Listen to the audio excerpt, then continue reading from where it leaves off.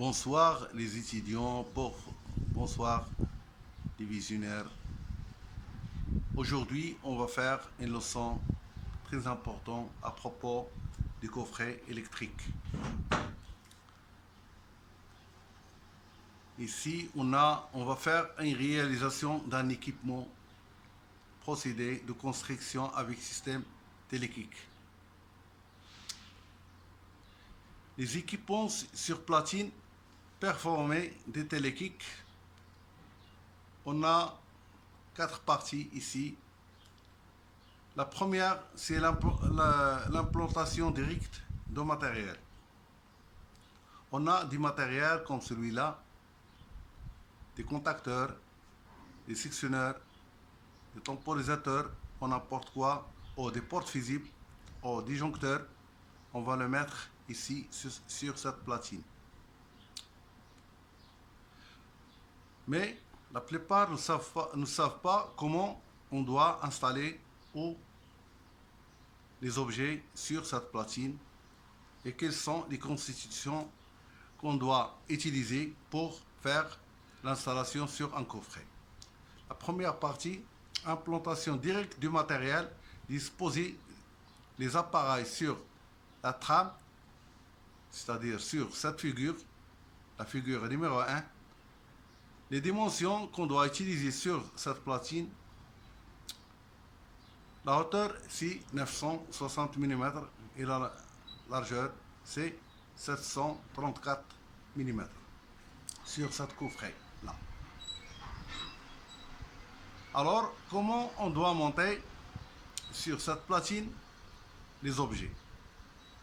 La première fois, on doit faire le montage de l'équipement chaud. On doit choisir les écrous clics de diamètre approché, les introduire par l'avant à leur bonne position dans les performances, puis fixer les appareils sur les écrous. Ça, c'est le platine. Vous voyez ça, c'est le platine. Voilà les écrous. On l'utilise pour qu'il ne bouge pas ce platine. Ensuite, on va installer, par exemple, un sectionneur, comme celui-là, triphasé ou quadriphasé ou monophasé. Le sectionneur, il doit poser sur le platine directement. On n'utilise pas des chemins de fer, de rail ou quoi. Non. Ce dispositif, il se place directement sur la platine, ici. La deuxième partie, on va faire comment on doit faire le câblage. La préparation des câblages, on a besoin des goulottes. Solution avec goulottes. On clique sur la platine, les pieds supportent des goulottes. Voilà les pieds. Ça, c'est les pieds. On les montre sur la platine. Ensuite, on utilise le goulotte comme celui-là. Les pieds. Première, deuxième, troisième pied. Et ça, c'est le goulotte. On clique sur les pieds, support les goulottes, du couper à longueur. On doit le couper partie par partie. On ne doit pas le laisser à une longueur de 2 mètres ou quoi. La deuxième partie, c'est la solution avec les rênes. Et les restes placés en ligne permettant de canaliser les fils comme des goulottes. Par exemple, si on veut faire une installation, on doit utiliser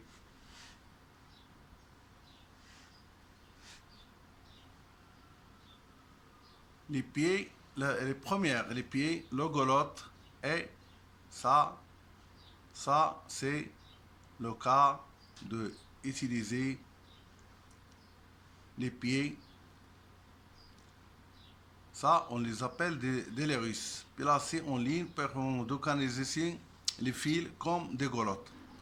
Par exemple, les câbles, ils doivent passer par ici. dans ces trous là et la goulotte soit par ici ou bien à l'intérieur de goulotte.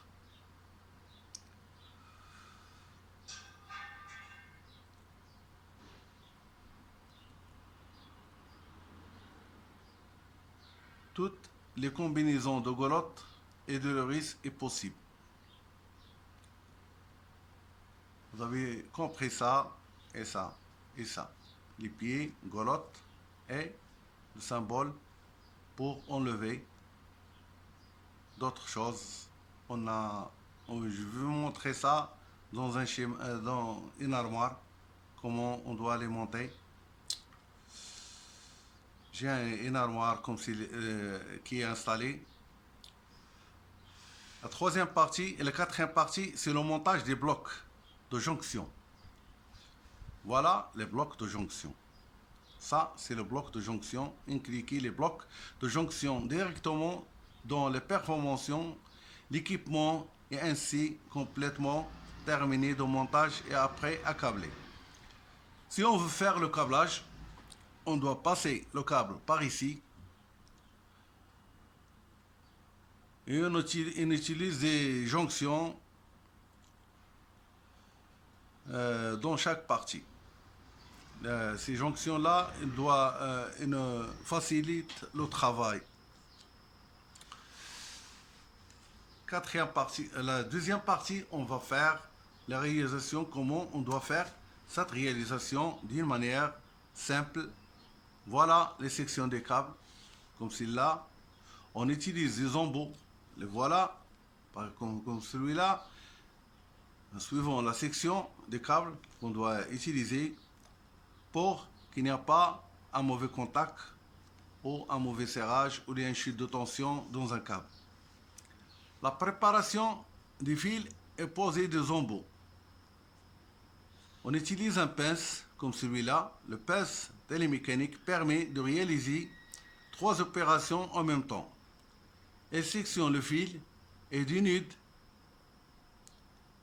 les deux extrémités de part et d'autre de la coupe. La partie du fil dénudé est toujours constatée.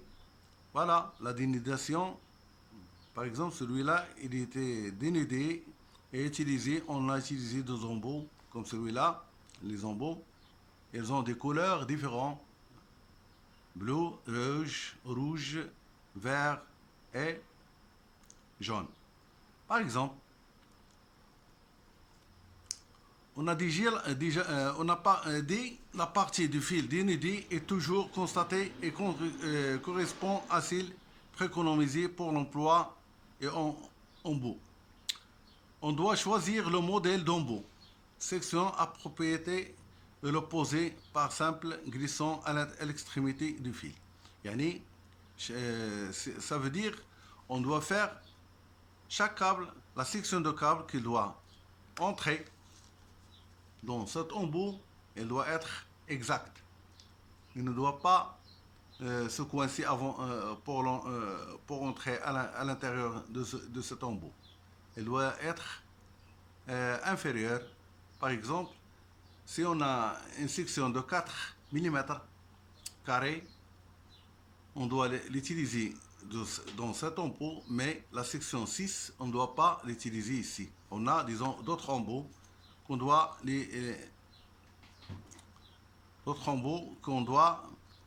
faire le câblage sur elle. Voilà le câblage et pose. Maintenant, on va faire le câblage et pose de couvercle pour effet les connexions. Utiliser la méthode de câblage au moyen des schémas de circuit.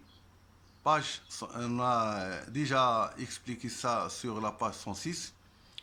Engager les fils sur les chemins naturels formés par les livres et le goulotte. Couper les couvercles de l'iris et de goulotte à longueur en cliquant du couvercle. Voilà les schémas ici. Ce qu'on a dit ici, elle est ici. Voilà le coupage. Ils ont utilisé des goulottes et le couvercle de golotte pour qu'il n'y a pas pour l'esthétique de câblage. Par exemple, ici, on a des contacteurs et des contacteurs auxiliaires, des sectionneurs, de temporisateurs dans ce schéma, mais l'esthétique, c'est l'essentiel. Mise en coffret. On va faire maintenant la mise en coffret.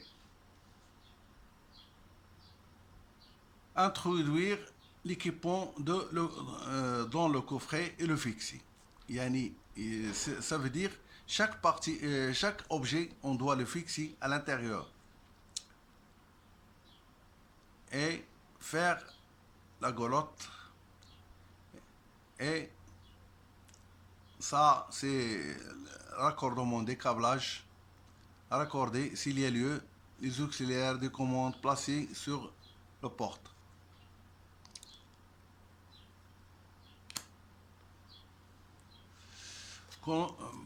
Maintenant, on va faire une étude sur d'autres choses. Ça, c'est l'équipement sur petite et grande châssis. Ça, c'est un grand châssis et ça, c'est un petit châssis. L'assemblage sur petit châssis, dimension maximale 1200 x 700 mm. C'est-à-dire on ne doit pas dépasser cette dimension. L'assemblage et le montage verticaux et les profils d'in horizontaux sur les platines performées, le télékick à l'aide des crochets à câble de vis et de vis imperdables. Ça veut dire qu'on doit utiliser des vis qui ne doivent pas se perdre. Si quelqu'un était perdu, c'est-à-dire on doit le changer ou on doit acheter un autre coffret.